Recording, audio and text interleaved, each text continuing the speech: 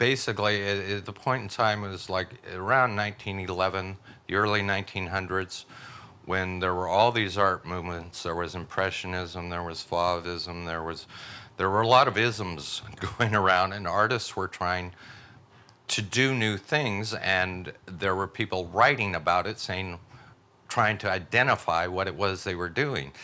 And the reason I have so much respect for Kandinsky is he did write about it. He wrote quite a bit about it.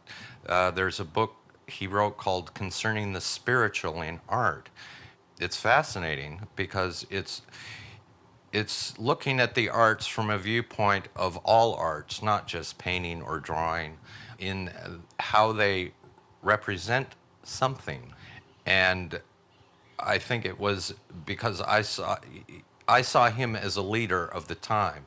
He was a teacher in the Bauhaus, which was, the most influential school of that century, before World War II.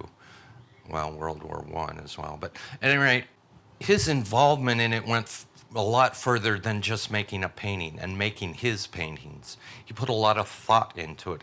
He wrote a lot about what the artists are doing and how this has meaning or how it has significance, which, I think art critics ever since then try to do that to some degree.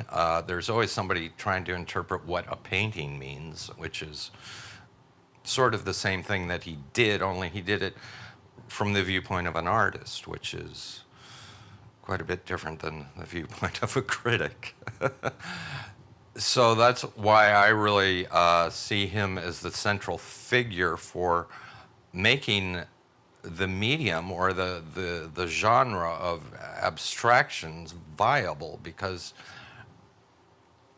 he put it into the culture not just with his work, but with his research and his writings and his actions with other artists that were, they had groups, and would make their own publications. There's a publication called The Blue Rider.